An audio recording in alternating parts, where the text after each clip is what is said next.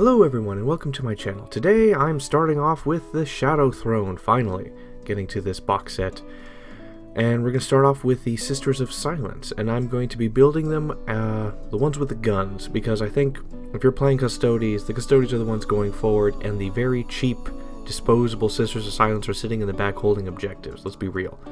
Alright, it's just basic assembly, a basic removing the mold lines, flash and stuff like that, and then super gluing things together.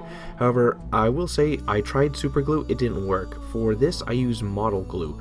The surface area of the models are too small for super glue to be as effective, so model glue was superior for that. And it took me about 30 minutes to do one of these guys completely, from assembly, cleaning, and to gluing them together.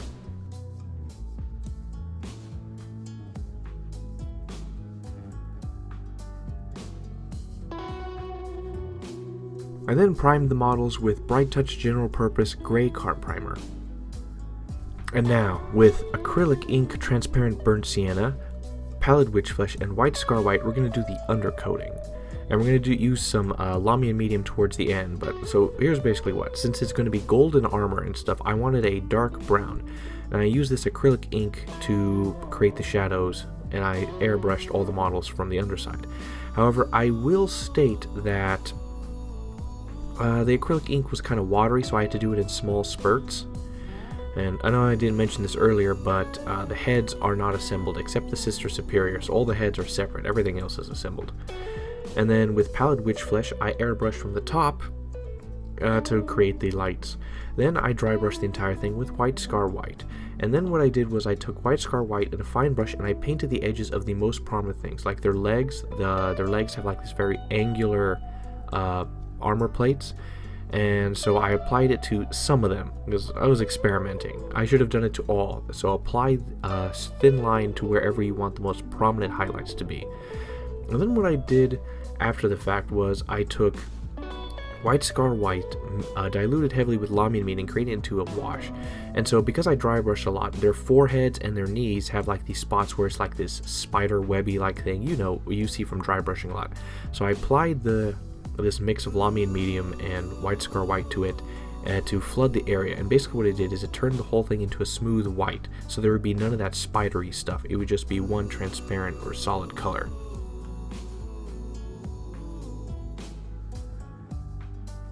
And now for the red. We're going to start with Wazdaka red, Mephiston red, Evil Sun scarlet, and Troll Slayer orange. And so we're going to do the capes. And I will point out that there are purity seals here and there. I completely didn't notice them at the time, and so I do them later differently. But you could do them now with this.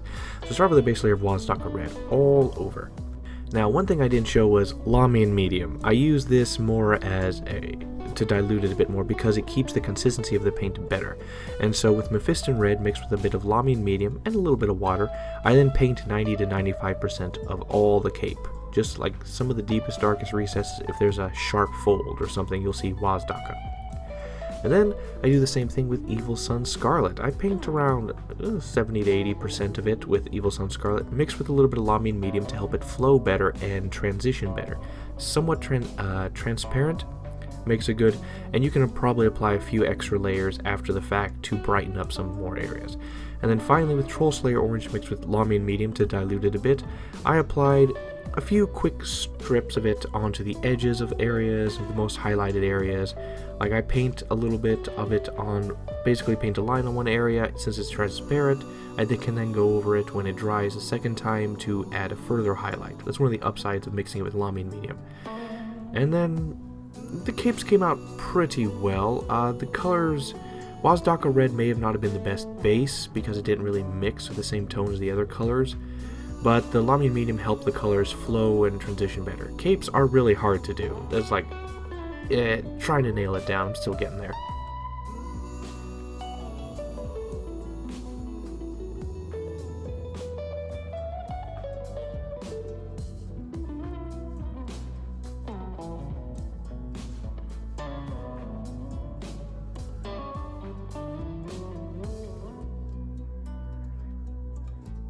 Alright, with Liquitex Gloss Varnish, Transparent Burnt Sienna, and Runefang Steel Air, the only good version of this paint. Don't buy the regular version, always get the Air version.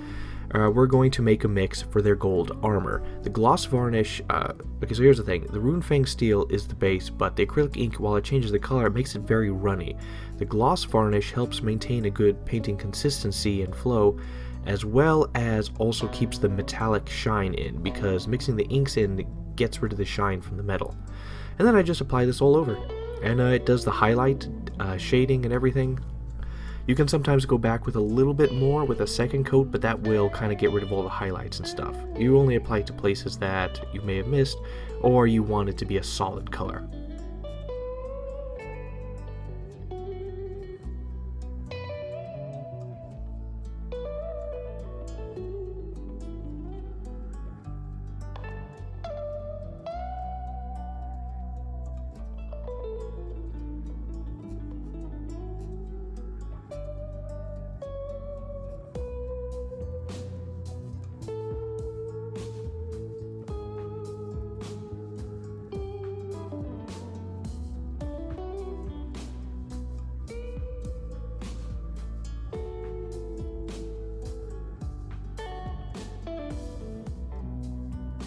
And now with Echen Grey and nothing else. Ignore those two colors. I liked it so well that I didn't bother to add them.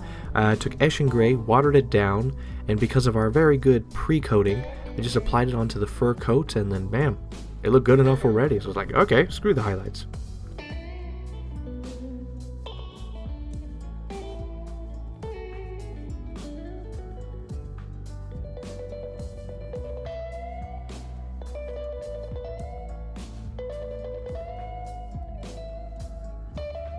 Alright, time for more experiments with transparent burnt sienna, Ulthuan Grey Air, which is it's a very smooth, non-clumpy version of this paint, so it's a superior version, and then with matte varnish. Essentially, their hair is reddish, brown. I thought it was brown, so I just went with brown. So I mixed the Liquitex ink with Ulthuan Grey, made it brown, and the matte varnish was to maintain its consistency. And then I applied it onto the hair, and boom, a superior contrast paint is born. I'm going to keep this.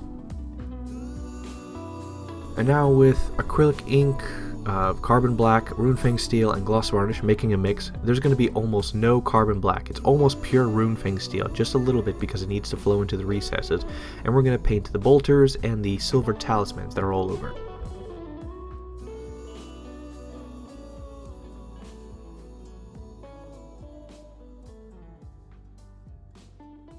Now with Cadian Fleshtone, Lamian Medium, and Matte Varnish, I made a mix of it. So Cadian Fleshtone mixed with Lamian Medium till it was sort of a thick wash, and then Matte Varnish to help its flow and coloring. It's an experiment. And then I applied essentially 2 washes. The first wash was very good, then I applied a second wash, not onto her details like her eyes, but onto the big flat open areas of her head. Because the first wash kind of flew into the recesses and lightly coated the open areas, and so a second wash specifically onto the open areas colored them well. And it created a very subtle thing. The pre-coating really shows through, and there's a subtle color transition in it. Continuing the experimentation, Steel Legion Drab turned into a wash with Lamian Medium, and then with Liquitex Matte Varnish. I'm finally finding a use for this useless thing. And to mix in to help maintain its consistency, to thicken it. The matte varnish is basically a thickener. And then I apply it to all the purity seals, and this goes incredibly well. I do it all really in one coat. You have to kind of find your medium in this to keep the flow and coloration right, but it works pretty well. And remember when I said I missed the purity seals? Well, now I'm fixing it. I just need them to be passable, to blend in with everything else. So with Blood Angels Red, I'm just going to apply it. There's very few, so that's why I missed it on the first pass.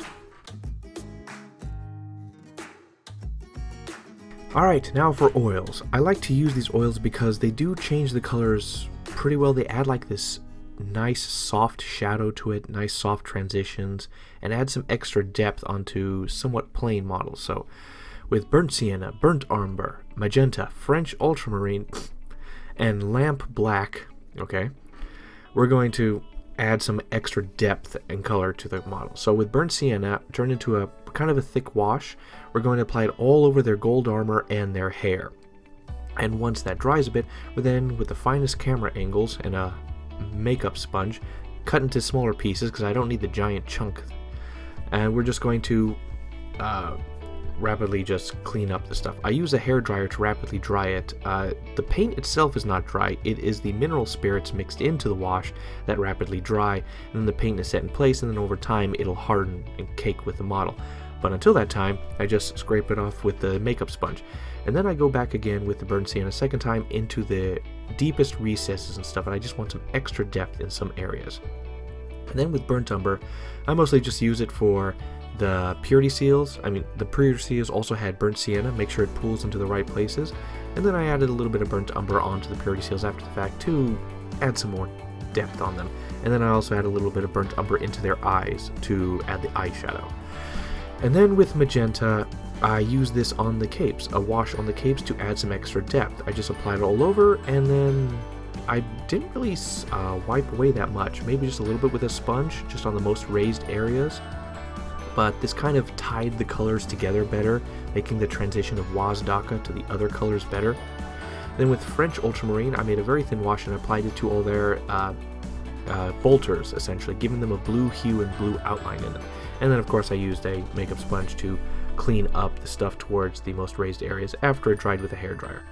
And then with Lamp Black, I placed this wash onto their cloaks, the fur cloaks. And then after it dried a little bit, I just removed it with a makeup sponge. Now when it comes to drying, you can apply it, and then after it sets in, you can immediately start wiping stuff away. But that's only if you placed a gloss varnish underneath. That'll work the best. Otherwise, you'll be just basically removing everything, because you'll have to use extra effort in, and then you'll suck up everything that was placed in the recesses. If it dries a little bit, you'll be able to remove some. If it dries overnight, you're screwed. So you want to do this relatively quickly after the fact.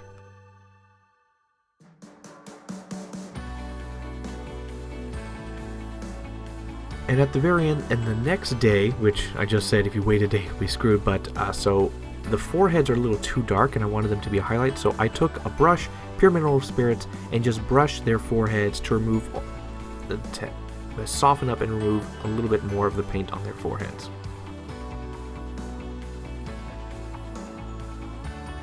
Now with Doombull Brown, Thondia Brown, and Orc Flesh, I'm going, well, contrast paint Orc Flesh, I'm going to paint a few extra details. With Doombull Brown, I'm just going to paint the sword handle of the Sergeant.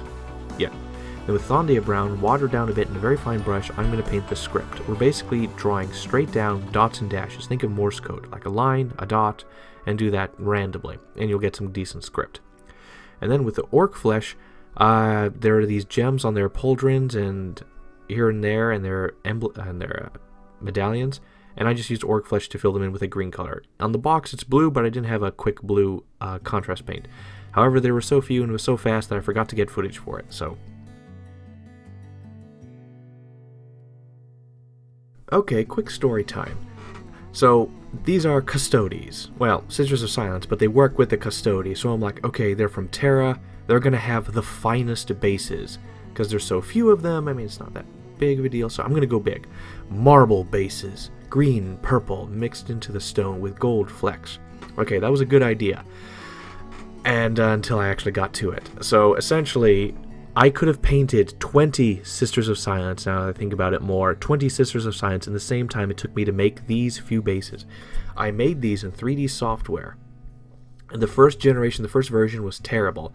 They just didn't print well, lots of stuff, and so probably 20 hours to actually get the models right and finally printed and properly. Then, painting. I went through many different variations of trying to get this marbling effect to work, and the bases you see were probably painted like 6 or 7 times over. And eventually, I got it right. But, so the reason why this video didn't come out like 5 days ago is because I wanted to get these bases right. And I will also point out, those Gene Stealer cults are not getting this treatment. They are not. They're going to have dirty, broken, messy bases. They do not get that. Only the Custodies and the Sisters of Silence will get these marble bases because it takes too much time. Now, I'm going to wait to a future video when I get the process down quick and easy, then I'm going to show the tutorial of how I do this. So, wait and we'll see. It might be next video, who knows. Alright, now, here is a warning to all those. So, I use super glue to attach them to their bases, and then I was going to do some touch-ups on places that maybe the paint got chipped. However, I'll point out, so normally, normally I would drill a hole from the bottom end, go through, and get through their feet. The thing is though, these Sisters of Silence, their feet is so tiny that, and for some reason the bottom of their feet gets smaller. It's not just a flat foot. I cannot guarantee that I could drill a hole through that without damaging the model. It's like I'm not even 100% sure, I'm not even 60% sure I could do it right. And so for that risk, I did not drill a hole. Maybe you can take that risk earlier, or maybe you're better at that, but I could not, so I just used super glue and carefully attached them, and they did, but I found it very difficult to try to pin these models.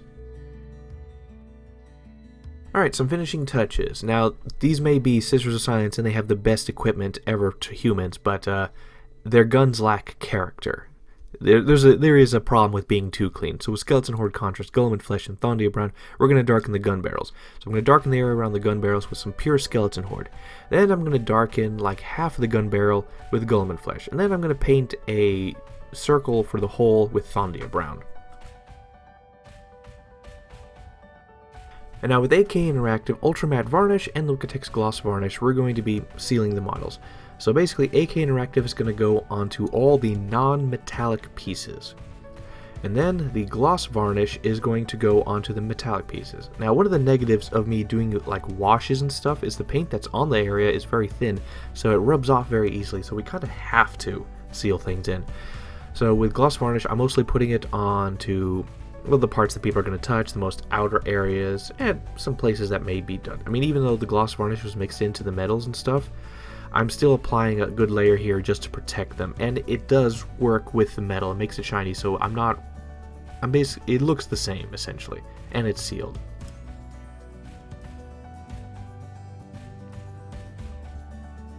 Alright, and done.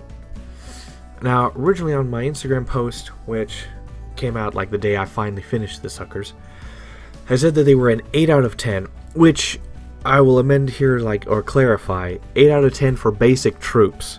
So, like, they have less details. Like, I'm not painting the eyes on basic troops. I know I said 8 out of 10. These would be 7 out of 10 because the eyes are a big deal, but, like, they're basic troops. I'm not bothering with them. Like, for characters and stuff, okay, you get an eye.